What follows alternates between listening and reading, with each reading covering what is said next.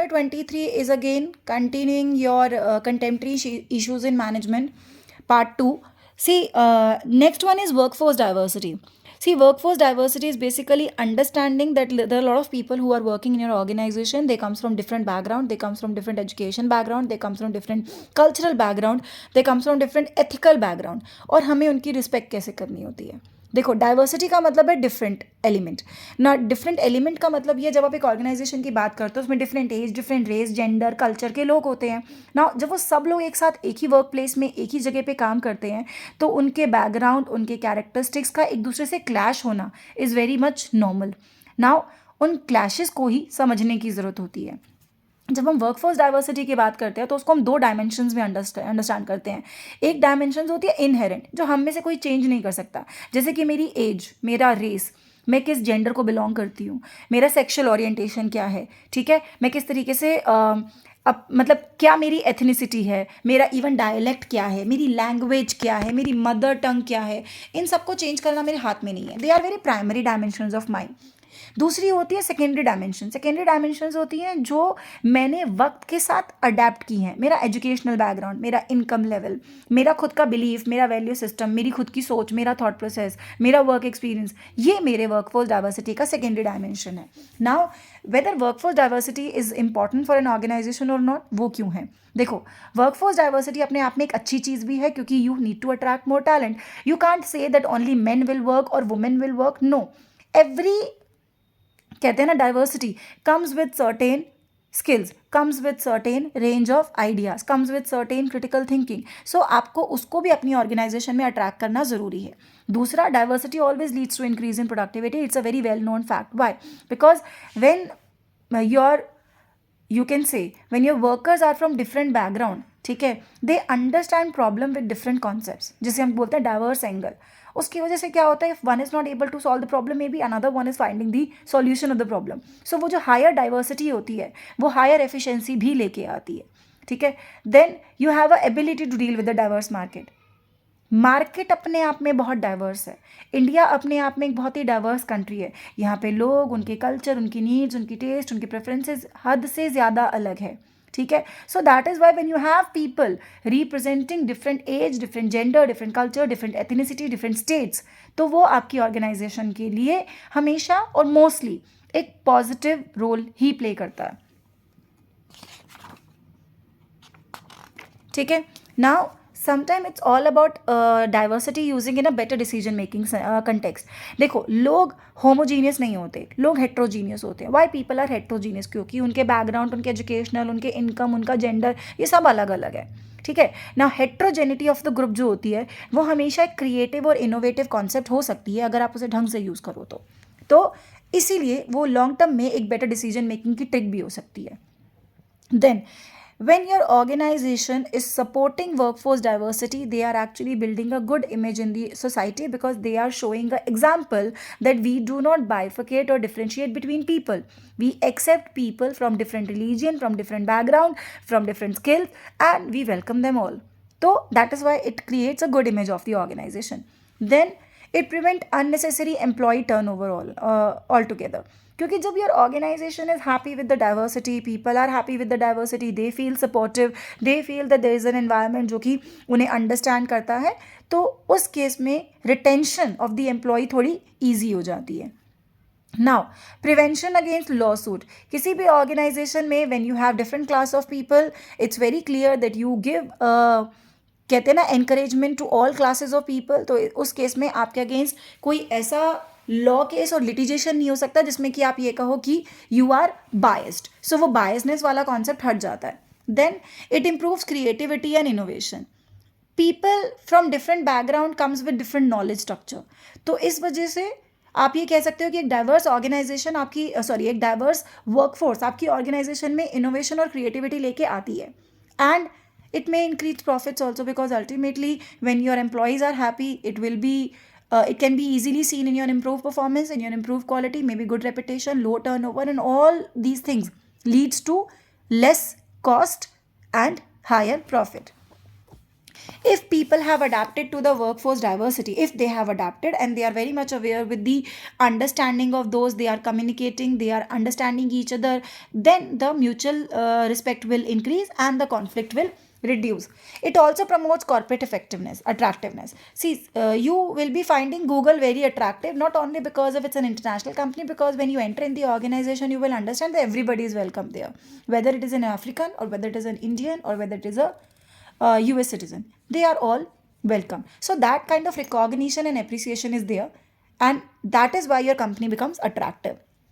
But workforce diversity can't be a very goody goody thing always. It's a very challenging approach. Why? Because workplace communication sometimes become very difficult.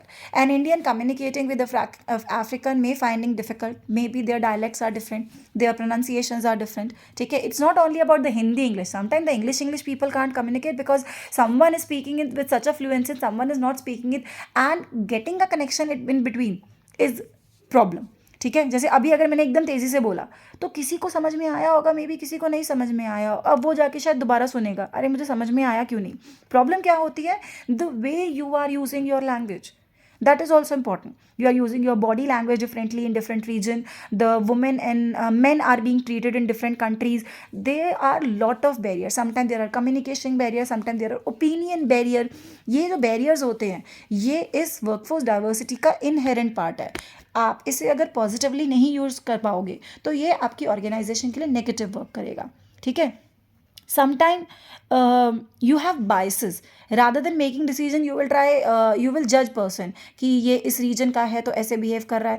And जब आपको biases feel होते हैं, ठीक है, then it becomes a source of anger, a very much frustrated workplace. ठीक है, जैसे कि the way people treat north eastern in India, तो वो एक फ्रस्ट्रेशन का कॉज है उन लोगों के लिए who are being treated as someone, you can say alien on their own land. So that is the problem. Bullying, scapegoating, harassment, sometimes these also become part of your workplace when there is so much workforce diversity and people are not understanding that. Cultural differences are also there. See, again, when you are entering a work environment where the people are from different culture, obviously you need to understand and you should have a mutual respect for the culture. But अगर नहीं है तो फिर क्या होगा? फिर उस case में कल्चरल डिफरेंसेस आते हैं और आप अपनी ऑर्गेनाइजेशन में प्रॉब्लम्स क्रिएट करते हैं. There can be generation gap also. Lack of communication is quite high when it comes to the communication between the older generation and the newer generation and the way they are communicate. That is also problem. How teenagers are treating their senior citizen. They are mocking them behind they may not be understanding their work culture, they may not be understanding their work pressure. ये सारी चीज़ें कहीं ना कहीं आपको workforce diversity की वजह से दिखती है. There can be resistant to change also. Some people find it very difficult accepting the fact that so many diverse people और so many people from different diverse background are working together under one roof. ठीक है, तो वो जो discrimination होता है, they are not comfortable. It can be racism, sometime it's people are becoming offensive and everything can be there and it become very difficult to manage that diverse workforce. So what can be the techniques to manage those diverse? अब diversity आप India में तो बिल्कुल ही negate नहीं कर सकते क्योंकि India अपने आप में एक डाइवर्स कल्चर है. Now when people are working under one roof in an organization तो क्या करें? तो फोर्ब्स ने कुछ टेक्निक्स बताई थी. They conducted a particular study on 56 company, 300 senior executive to understand what kind of diversity exists in the contemporary organization and how we can solve it. सबसे पहले बच्चा समझने की ज़रूरत होती है एक ब्रॉड माइंड की. अंडरस्टैंड द डिस्क्रिमिनेशन, वाई और what kind of policy guidelines और legislations are there. ठीक है, यू नीड टू अंडरस्टैंड. जैसे कि आजकल होता है ना, कॉलेजेस में क्यों इतना बोलते हैं एंटी रैगिंग होगा, एंटी सेक्शुअल हैरेसमेंट होगा, because these cases are actually on rise. तो उन्हें कंट्रोल करने के लिए you need certain policies, you need certain rules, you need certain regulation, you need to make people understand that if they are not following certain rules and regulation, there will be penalties attached to it. You cannot discriminate between persons on the basis of their color, their religion, their region, their age, their gender, maybe their race, maybe their caste. ठीक है. दूसरा, determine individual preconceptions also. There are certain unconscious biases. See, unconscious biasness होता है जो मेरे mind में है और मैंने शायद किसी और को अपना मिसकंसेप्शन ट्रांसफ़र कर दिया because of the communication. Now the point is, इस तरह के कन्फ्लिक्ट्स को सॉल्व करने के लिए मैनेजर्स को शुरू से ही समझना पड़ता है कि वो किस तरह के सोशल मल्टीकल्चरल लोगों के साथ अपनी ऑर्गेनाइजेशन में डील कर रहा है, किस तरह के कॉन्फ्लिक्ट्स आ सकते हैं, and how to understand them from the very beginning. Then diversity programs भी ऑर्गेनाइजेशन में ऑर्गेनाइज किए जा सकते हैं. इसका मतलब ये नहीं है, देखो डाइवर्सिटी को समझना ज़रूरी नहीं है मेरे अंदर शुरू से ही आ जाए, but I can be trained also, I can be given certain sensitization also. आपके कॉलेज में भी एक सेंसिटाइजेशन प्रोग्राम्स होते हैं ना, वो क्यों होते हैं? Because there are certain things जिनके लिए हम अडेप्टेबल नहीं हैं, जो हमें सिखाई नहीं गई हैं, जो हमें शुरू से बताई नहीं गई हैं. तो उनके लिए हमारे दिमाग में एक पॉजिटिविटी आए, उनको नेगेटिव तरीके से कंसीडर करने की बजाय मैं उनका पॉजिटिव पॉइंट ऑफ व्यू समझ पाऊँ, वो सेंसिटाइजेशन प्रोग्राम्स होते हैं. तो इस तरह के भी प्रोग्राम्स ऑर्गेनाइजेशन में, वर्क प्लेस में रखे जा सकते हैं, ताकि शुरू से ही आप लोगों के अंदर डिफरेंसेस को नेगेटिव की बजाय पॉजिटिव लेना सिखा सको.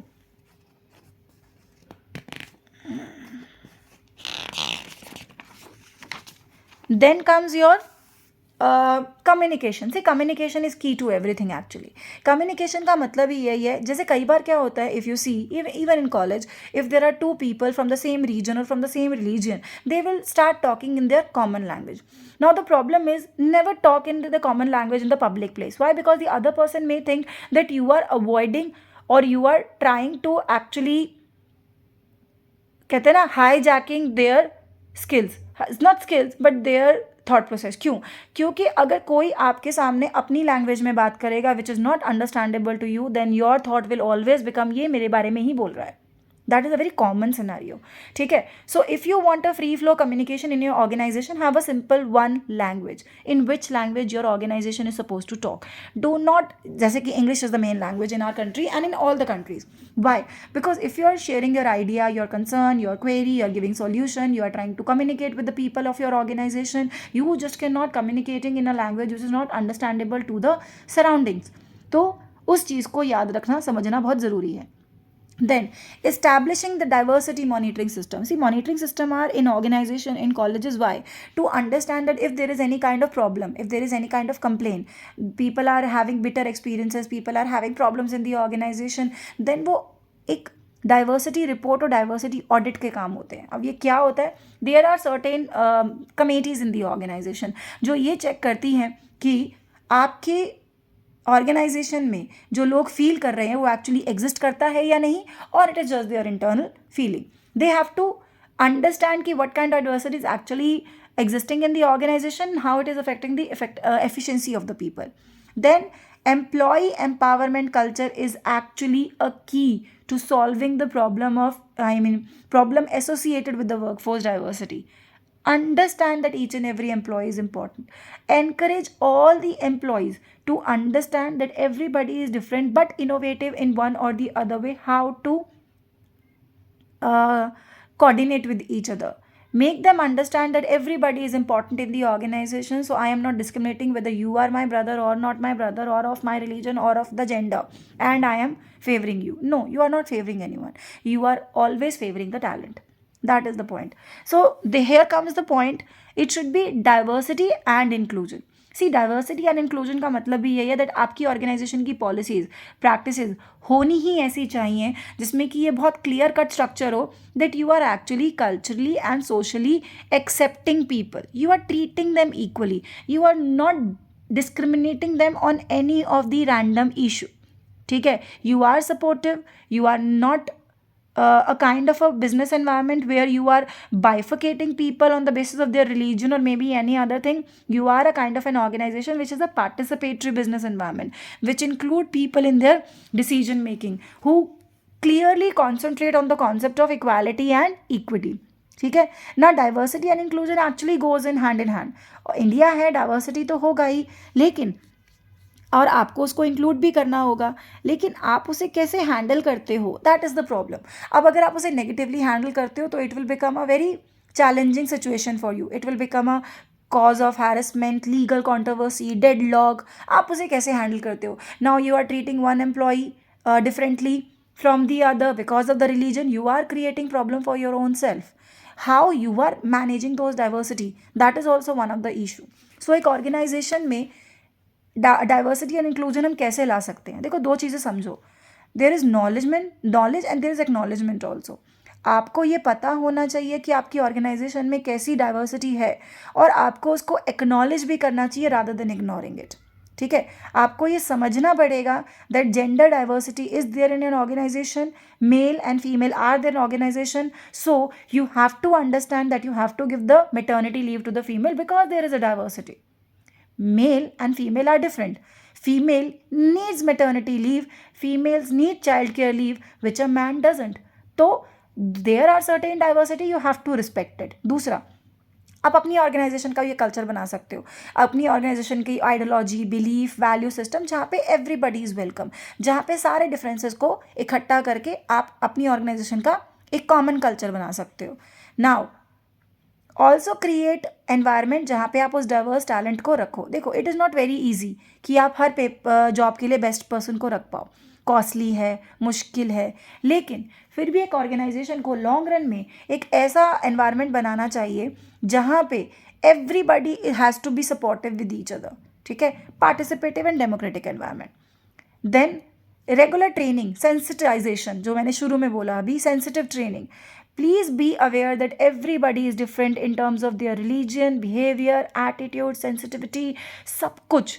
और आपकी वो सेंसिटिविटी चार्ज भी होनी चाहिए फॉर डिफरेंट बैकग्राउंड. ऐसा नहीं है that someone is from my religion तो मैं उसकी रिस्पेक्ट करूँगा, बाकी रिलीजन की तो मुझे कोई रिस्पेक्ट ही नहीं है because they are not mine. तो this kind of insensitivity actually leads to problem in the long run. ठीक है, and be very action oriented. इस ऑर्गेनाइजेशन के अंदर what you need to understand is कि आपको सिर्फ बातें नहीं करनी है.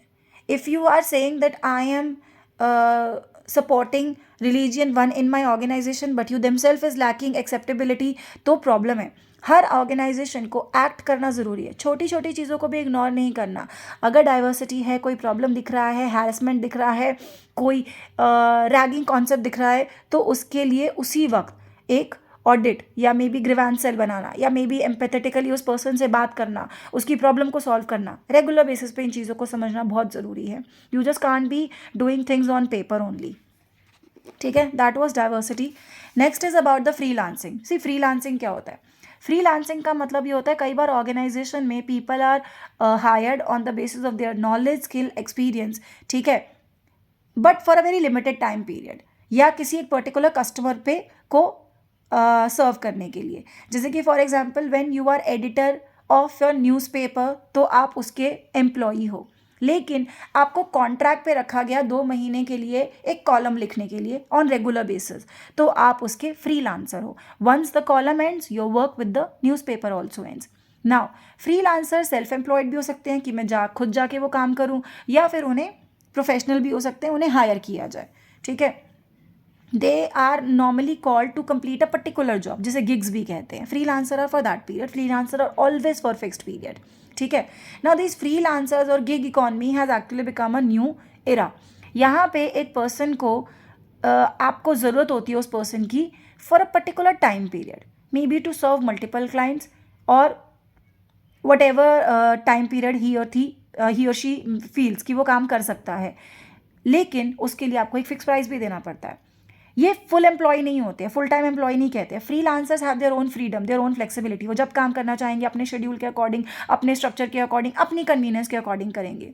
फ्रीलांसिंग एक्चुअली एक नया कॉन्सेप्ट है, एक नया कल्चर है ऑर्गेनाइजेशंस के अंदर, जहाँ पे लोग रादर देन फुल टाइमर, ठीक है, जहाँ पे उन्हें 9 to 5 एक जॉब में जाना है, वो अपने हिसाब से काम करते हैं. For example, I am a web designer. Now if I am a web designer, I will be designing your website according to may be the time period, may be 1 month. But ऐसा नहीं है कि मैं तुम्हारी organisation में आके 9 से 5 बैठ के काम करूँगा.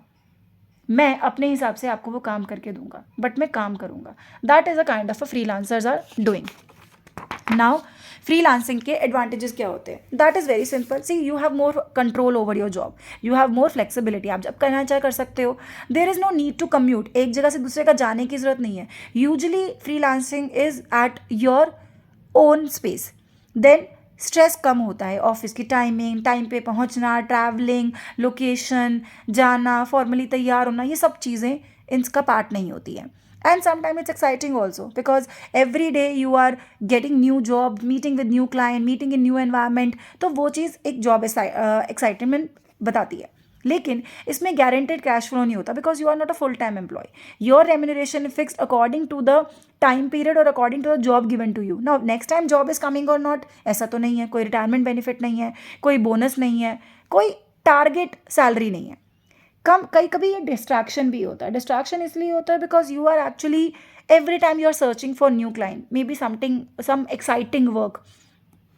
उस केस में आपका बहुत सारा टाइम, बहुत सारा एफर्ट्स इस काम में भी लग जाता है. You are quite working in isolation. You may not be meeting people regularly. Sometime you are working in a closed room for several days. तो उस केस में the feeling of teamwork and feeling of those brainstorming sessions is not there. And the flow of work पे कोई control नहीं है. Freelancers are like कभी कभी आप पूरा दिन काम कर रहे हो एंड कभी कभी आप पूरा दिन फ्री हो because again there is no regular flow of work. Then there is also a new time period or a new culture in the organization which is called flexi timing.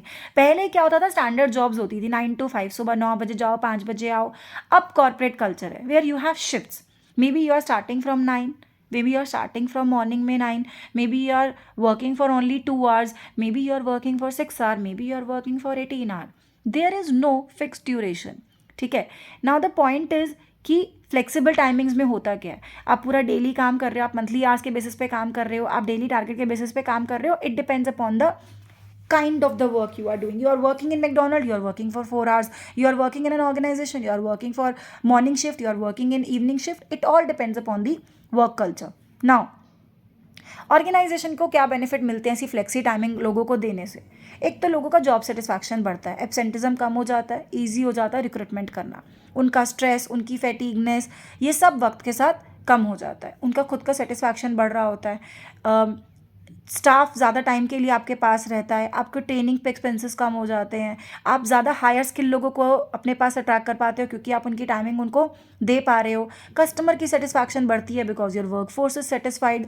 आपकी company की image market में अच्छी होती है और working hour extend होने की वजह से आप ज़्यादा वर्किंग आवर में भी काम कर पाते हो और ज़्यादा काम को कम टाइम में फिनिश भी कर पाते हो. These can be the advantages for an organization. Now employees को बेनिफिट क्या होते हैं. Very good personal life and work life balance. ज़्यादा काम करने की अपॉर्चुनिटी मिलती है, स्ट्रेस कम हो जाता है, लीव लेने की ज़रूरत नहीं है. You feel also very empowered that you are working according to your conditions and it also leads to more effectiveness and productivity of the employee. Disadvantage की प्रॉब्लम ये होती है that sometime your business is actually working for longer hour. तो हो सकता है खर्चे ज़्यादा हो जा रहे हो, चाहे इलेक्ट्रिसिटी, चाहे किसी और चीज़ पे. दूसरा, sometime it is possible that your employees are actually spending less time at your space and not being very productive. दूसरा, कभी कभी टीम वर्क नहीं हो पाता है इसके सेंस में क्योंकि एम्प्लॉयज़ हर वक्त अलग अलग टाइम शेड्यूल पे काम कर रहे होते हैं. एंड कई लोग इसकी डिसएडवांटेज भी ले सकते हैं फ्लेक्सी आवर्स की. ठीक है. Working for less hour, having fun, not working, leading to less performance. Now, work from home culture. Work from home culture is actually a concept given because of the COVID situation. दो इससे पहले इतना ज़्यादा popular नहीं था, लेकिन हाँ, now the people have become very normal with the new pace which is called work from home. Advantages very simple. Advantages यही है कि आपके पास अब बहुत ज़्यादा लोग हैं, पोटेंशियल एम्प्लॉयज़ आपके बढ़ गए हैं क्योंकि everybody can work from home.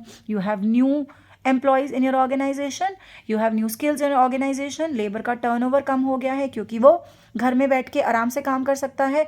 Work life balance लोगों का इंप्रूव हो गया because now they can spend more time with their families.